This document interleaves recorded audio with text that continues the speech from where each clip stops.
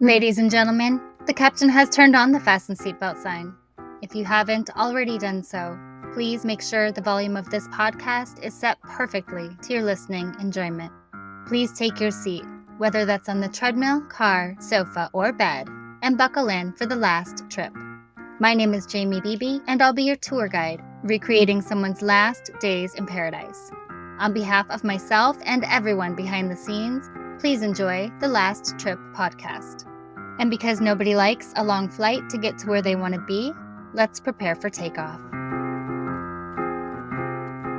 Carla Valpeoz was 35 years old when she left Michigan with a friend to attend a wedding and explore Peru. After the wedding, wanting to do some solo exploring, she split with her friend to Machu Picchu and the Sacred Valley. But tragically, she was last seen in the morning of December 12, 2018, on surveillance video in the village of Pisac, heading towards Sacred Valley. This trip was important to Carla because she was losing her sight and would soon be blind. She wanted to see the world before that happened. What happened to Carla Valpeoz? Did her vision impairment make her a target for criminals, or was there an accident? We talked a little bit about Peru in episode 7, the case of Jesse Galganov, who was backpacking through Peru and went missing along the Santa Cruz Trek. While they both spent time in Lima, they ultimately vanished in very different parts of the country. After Lima, Carla traveled to Cusco, then visited Machu Picchu and the Sacred Valley. And the first step, once you reach Cusco, is to figure out how to get to Machu Picchu from there, because it can be somewhat confusing working out the logistics. You can get there by train, which is the easiest and most popular mode of transportation. You take it directly from Poroy, just outside of Cusco, to Aguas Calientes. It's offered by both Peru Rail and Inca Rail and takes about 4 hours each way. Another option is the bimodal service. It combines a private bus transfer from Cusco to Ollantaytambo train station, with a train ticket from Ollantaytambo to Aguas Calientes. The main advantage of the bimodal service is that it offers the option to spend a couple hours exploring the town of Ollantaytambo, depending on the length of your layover, and can sometimes be a little cheaper. Or you can find your own way, like a taxi or public bus from Cusco to Ollantaytambo, and then jump on the train to Aguas Calientes, again letting you explore a little bit more. The least fun option is to take a car to the town of Hidroelectrica, a 6-hour drive from Cusco and the last town accessible by road before Machu Picchu. You then have to walk along the train tracks for 2 hours to reach Aguas Calientes. And lastly, there are several hikes you can take along the Inca Trail, the Salcante Trek, or the Laras Trek. The hikes take several days. You should hire a guide or go with a group to be on the safe side, and you often have to book pretty far in advance. I would definitely do the hike to get the most out of my trip, and I love being in nature and camping, so it's perfect for me. By all accounts, it looks like Carla took the train from Poroy to Aguas Calientes, the most direct train route. Once you arrive at Machu Picchu, you can either hire a guide outside the gates or book one in Aguas Calientes. Machu Picchu is one of the most extraordinary places to visit on the planet, so it's no wonder that it was on Carla's bucket list before she fully lost her sight. The Peruvian Minister of Culture requires all travelers to get an official permit to visit Machu Picchu, and crowds are limited to 2,500 people each day. Permits do need to be booked in advance to secure a place and get a good entry time. The first entry time is at 6 a.m., and there are hourly slots up to 2 p.m. Permits allow for 4 hours of exploring Machu Picchu, but you should note that all visitors must be out by 5:30 p.m., so you won't be seeing the sunset from Machu Picchu. A few highlights in Machu Picchu include the Intihuatana stone, which is a carved pillar on a square stone base. The name translates to the hitching posts of the sun. The corners point to the 4 cardinal points, and the stone still accurately indicates the positioning of the sun. If you happen to be watching at noon on either equinox, you'll notice the stone's shadow disappear for just a moment, exactly how it was designed by the Incas. The royal tomb is a cave-like building that's thought to be where sacrificial or burial rituals were performed, and there have been more than 100 skeletons excavated there. Just to the left of the tomb lies a series of ceremonial baths fed by a sophisticated aqueduct system, because the Incas had some very impressive masonry skills. And climbing the Huayna Picchu is a must-do so you can see Machu Picchu from above. This has to be booked well in advance as part of your admission ticket and takes about an hour to reach the top, but well worth it for the view. And one last fun fact about Machu Picchu is that you can get your passport stamped at the entrance. After leaving Machu Picchu, Carla went back to Cusco with a tour group she met, and they partied the night away, dancing and drinking. Cusco is quite famous in Peru for the nightlife, and it's packed just about every night of the week. Most of the nightclubs in town start late and stay open till the early morning hours. Just remember that you get drunk easier in higher altitudes, so drink responsibly. The last place Carla was seen was the charming little village of Pisac, located at the entrance of the Sacred Valley. It's about 20 miles northeast of Cusco along the Urubamba River and surrounded by towering mountains and lush valleys. A lot of people go to Pisac to participate in their medicinal ceremonies. There are a few different kinds, but the most popular is ayahuasca. Now, I haven't totally made my mind up about these ayahuasca retreats because while I love experiencing new things, I don't do drugs, and there are some really negative aspects to it. Ayahuasca ceremonies are usually guided by experienced shamans or healers and conducted in a ritualistic setting at night and in a natural environment. So this is the perfect area to partake. You drink a hallucinogenic brew and it gives you both visual and auditory hallucinations, an altered perception of time, space, and supposedly profound insights or spiritual experiences. After you drink it, you basically lie down or sit quietly and experience the effects. And most people throw up before the experience actually kicks in. There might be some chanting or singing involved as well. It sounds pretty cool, but there's also a dark side. As the ceremonies have gotten more popular in recent years, so have the criminal elements. Some of the people selling or running the ceremonies are not shamans and don't know what they're doing, and people can get hurt or die. There have been a lot of reports of sexual assaults during these ceremonies as well. My rule of thumb is to never alter my mind with any substances when I'm traveling because staying aware is the best way to stay safe. The town of Pisac is known for the markets and shopping, easily some of the best in Peru. The market is officially held every Tuesday, Thursday, and Sunday, and it's so popular that it takes over the Plaza de Armas and surrounding streets every day of the week. It's a sight to see, and everything is for sale. Even children walk around selling trinkets or asking for money to take a photo with them. Restaurants sell the Peruvian delicacy of roasted guinea pig if you want to try something new. And it's a great place to buy some coca leaves, which you'll want to chew on to help with the effects of the high altitude. And of course, the Pisac archaeological site in the Sacred Valley, which is where Carla was headed when she vanished, is the main reason people visit the town. It's stunningly beautiful on top of a big hill covering several square kilometers that include agricultural terraces, residential areas, ceremonial plazas, and religious structures. It's less busy than Machu Picchu, making it a bit more serene not to have to run into so many other tourists. The terrain there varies in difficulty level with stairs, walkways, uneven terrain, steep slopes of the hillside, and an elevation of almost 10,000 feet above sea level.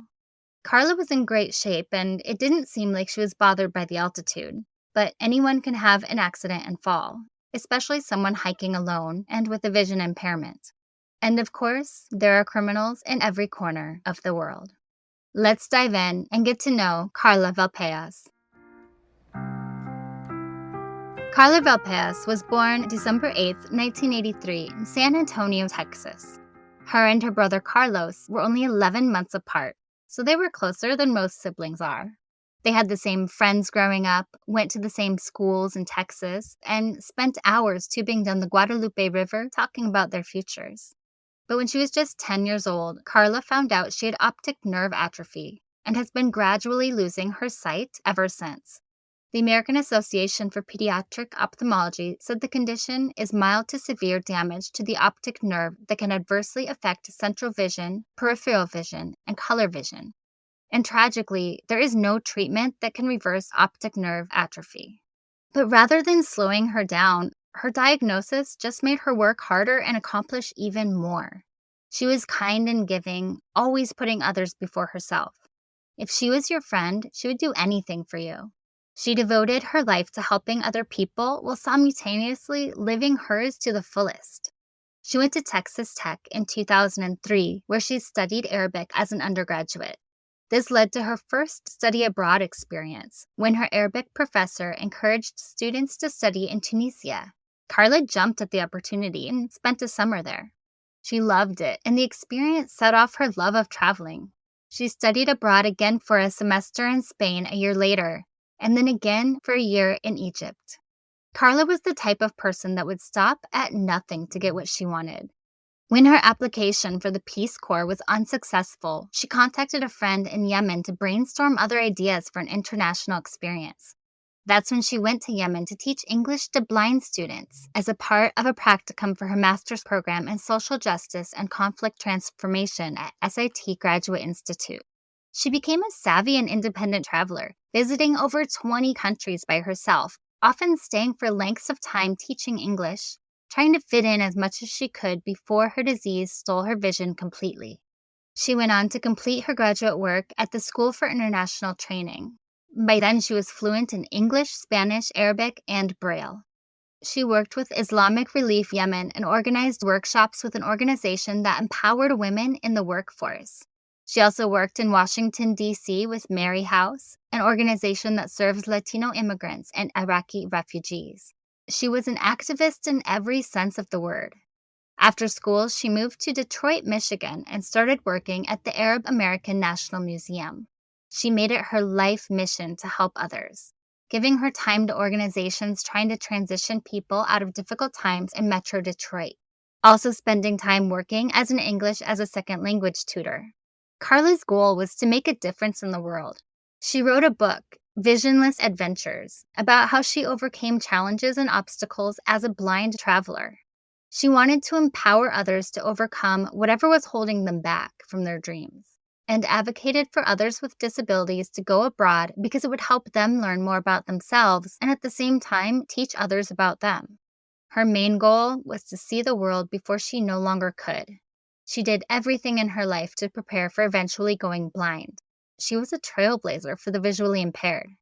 A year before she went missing, Carla posted a YouTube video so people could learn more about her life and the work she was doing. She said, "My adventurous spirit challenged me to step out of my comfort zone, giving me the opportunity to live among different cultures and communities. I wanted to create a platform, and I want to bridge communities of cultures and carry out workshops so that we can learn to work together."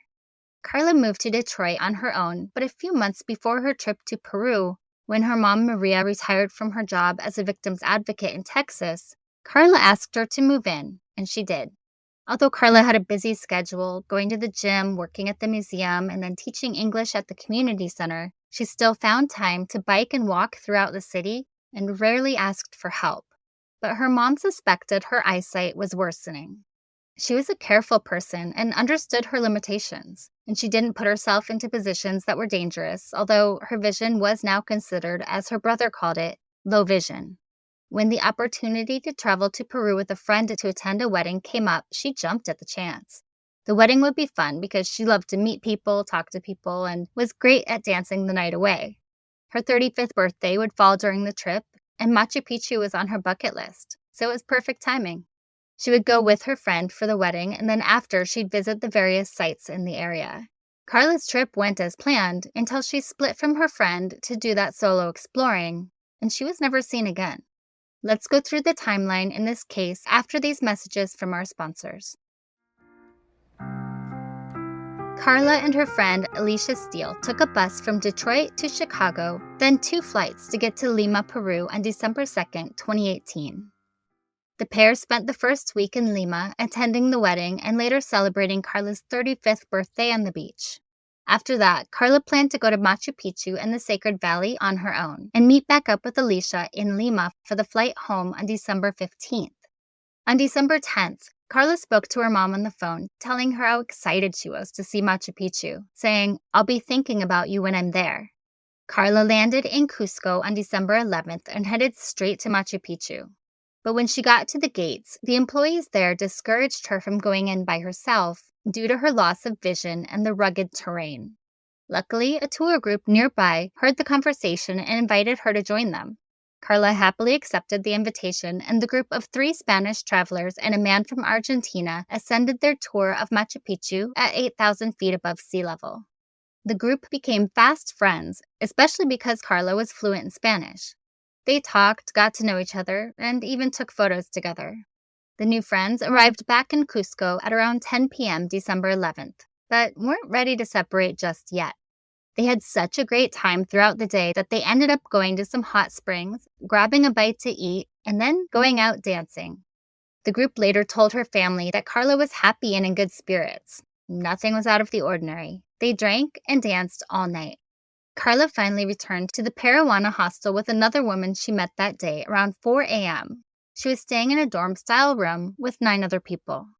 Throughout that day, Alicia didn't hear from Carla and was really worried. She sent numerous texts saying, "Carla, are you there? Carla, I'm so worried and have not heard anything from you. Is everything okay? Please, please, please, write me when you can." Carla didn't reply until almost 12 hours later and blamed the lack of Wi-Fi and her packed travel itinerary. But what she said in the text was alarming, writing, "I had a big issue that I need to resolve that I'll do before I get home." She never elaborated on what that issue was. But with her later disappearance, her family and friends were left to wonder. At 11:47, the night of December 11th, Alicia received her last text from Carla about seeing Machu Picchu and meeting up to go home. It said, "I can't wait to tell you all about it. It was absolutely worth it, 100%. I'm coming in on Thursday afternoon, so I will send you the details through email once I check in. It would be a wonderful welcoming to have you come pick me up." Carla was up early the next morning on December 12th, presumably with plans to sightsee and go to the Sacred Valley. By the time the other roommates woke up around 9:30 a.m., Carla was already packed and gone. She left behind 2 bags with souvenirs, her medicine, and her jacket. She sent a text in Spanish on WhatsApp to the Argentine man from the tour group at 10:02 a.m., saying, "Hi, I wanted to tell you that I'm going on a trip today to check out some places. But I think I'll be back around 1 p.m. and I'll message you to see where you are and maybe we can meet up and see some museums. I hope you got some rest." That was the last text anyone ever received from Carla. At about 9 a.m., she left the hostel in a cab according to video surveillance. The first cab driver dropped her off at Cusco Street, where people ride share taxis headed to the Sacred Valley.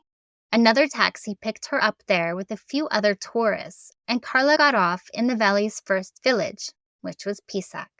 This is the main route people would take if they were headed toward the Sacred Valley. As she was walking, she met a woman selling traditional clothing and an employee of the local tourism information office, and asked them for directions to the park, then continuing in the direction they advised. A camera outside a drugstore on Balanisi and Calo Street in Pisac captured the last known image of Carla. It showed her walking quickly with her green day pack and silver folding cane, heading in the direction of the Pisac Archaeological Park. A park employee later told police he saw Carla walking toward the entrance, but the park ticket taker couldn't confirm that she went inside. And that's where her trail goes cold. On December 15th, she was supposed to meet Alicia in Lima to get on their return flight to the U.S., but she hadn't heard from Carla in a few days. While she was worried, she thought Carla may have lost her phone and was running late. So Alicia went to the airport thinking they would meet there, but that never happened. When Carla didn't show up, Alicia immediately went to the police and filed a missing persons report, staying in Peru to help in the search for her friend. Carla's father, Carlos, was at home in Comfort, Texas, when he learned Carla was missing and that no one had contact with her for 3 days. He instantly packed a bag with just a few clothes and got on the next flight to Peru with every intention of finding his daughter and bringing her home. But when he arrived, he felt that authorities weren't doing enough to find Carla, so he became that squeaky wheel, going to the police station and searching for her on foot every single day. Carlos left his job as a contractor and moved to Peru with only his backpack and stayed until he was forced to leave in March of 2020 due to the COVID-19 pandemic. He took Carla's flyer door to door asking if anyone had information. He stopped people on the streets, showing them her photo. He did absolutely everything imaginable to find his daughter. Carla's family set up a GoFundMe to support the search and keep her father searching in Peru. Local authorities scoured the area extensively with helicopter, drones, cadaver dogs, sniffing hounds, and professional mountaineers. There was no sign of Carla, no trail to follow, and no clues. After December 12th, Carla's phone was turned off or the battery died, and there was no activity on her credit cards or banking. But on December 21st, Carla's WhatsApp was compromised and her account was deleted from her phone. Guys, that is extremely suspicious. Her family requested the cell phone providers in Peru to attempt to ping her phone's last location, but the companies have not followed through. Carlos eventually found a witness that overheard people from the park on December 12th saying, "La gringuita no ha bajado," which means the American hasn't come down from the mountain. By those accounts, that means she entered the park but never came back out. She was hiking alone and also vision impaired. Hiking alone, regardless of who you are, can be extremely dangerous. One of the people Carla met, Sandy Johnson, wrote on the family's GoFundMe page, saying that she traveled with Carla down from the Sun Gate at Machu Picchu and was amazed by her determination, but also worried for her safety. She wrote, "She told me it was difficult because of her perception problem and the steps being so uneven. Also the coloring of the stones going from white to gray to black. She fell many times, but got herself right up. We were getting close to the bottom, and twice I had to redirect her to the left or she would have gone over a boulder. I stopped talking to her so as not to confuse her. She got to the end safely. I lost her when I stopped to take pictures. Praying you find her well." Well, it sounds like an accident while hiking is an extremely plausible explanation. It does not explain how her WhatsApp was deleted from her phone a week and a half after she supposedly entered the park, or why her phone was turned off, or why no one saw her in the park. Carla's father was frustrated by the lack of attention her disappearance was getting from authorities in Peru. He said the police in Peru weren't doing a thorough job and didn't care if they found his daughter. But he was also upset that the United States was not helping in the search. The State Department released a statement saying, "We are aware of media reports regarding a U.S. citizen missing in Cusco, Peru. The U.S. Department of State and our embassies and consulates abroad have no greater responsibility than the protection of U.S. citizens overseas. Due to a privacy concern, we have no further comment." But when Carlos went to the U.S. Embassy for additional help, they said they couldn't do anything unless the DAs in Cusco opened a criminal case regarding the disappearance of Carla. And Peru refused to do that because they thought she had an accident in the park. Carlos wouldn't give up. He went to the authorities and fought with the DA every day, day after day. And finally, in October of 2019, they opened a criminal case concerning her disappearance. Soon, the case would move from missing person to foul play to kidnapping and homicide. But still, the FBI wouldn't intervene because they said the only time they'll jump in is if it's a criminal case of an American against an American. Valer Cruces, the man leading the Peruvian police investigation, said that U.S. authorities have not offered local police any specific assistance. So the family used the GoFundMe money they raised to continue their own investigation. They hired additional search and rescue investigative personnel on the ground in Peru, but no one was finding Carla or any clues. Carla's father had to leave the country during the pandemic, but he has not given up, and he's traveled back countless times since then, often with Carla's brother. As the 2-year anniversary of Carla's disappearance came and went during the pandemic, her family continued to work every single day on her case. They also started working to bring awareness to the dangers of traveling alone in this region of Peru, meeting with other families in similar situations with missing or murdered loved ones. They started working with Jesse Galganov's mom, as well as Natalie Ayala's family. 2 men were arrested in her murder and claimed she died in a zipline accident, and they dumped her body in a river, but her body has never been located. The 3 families have become close, joining a club that no one wanted to be in, but thankful and grateful to be there for each other. On April 4th, 2021, Peruvian authorities opened a preliminary investigation for the crime of simple homicide against Carla. The break in the case came from a tip that a foreigner, only identified in paperwork as the initials JGL, had information regarding her disappearance and they were looking for him. Unfortunately, they have not been able to locate him. In January 2022, a tip came in on the location of Carla's body as well as naming those involved in her murder.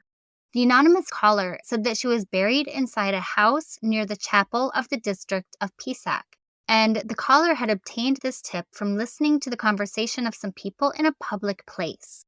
A search was carried out at the home in question as well as the fields near the chapel, but again, neither Carla nor any clues were found. Finally, in early 2024, the U.S. Embassy said they will now help with the investigation, and Carlos is again on his way to Peru to meet with them.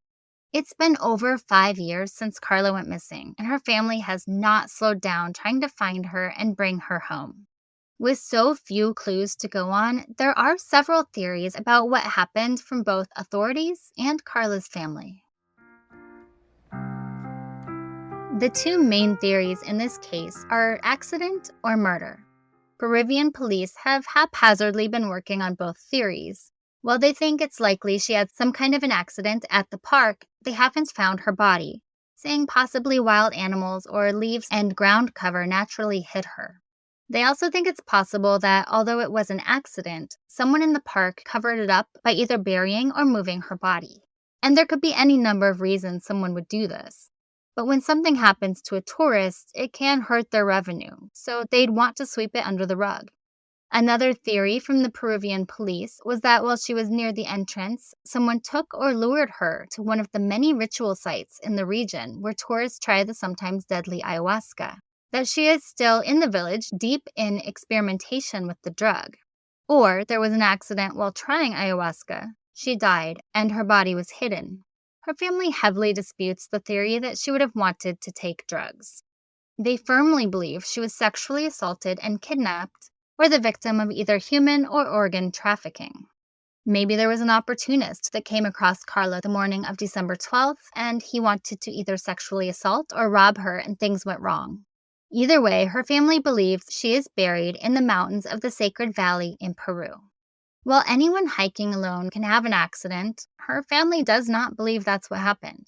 Her brother said, "It's very easy to believe, if you don't know my sister, that just because she was blind, she wasn't capable of hiking. I've hiked with her before. All her other senses are incredibly heightened. She has an incredible memory. She goes as far as to count her steps so she can retrace them. Her mind is always working, and she has an incredible sense of hearing."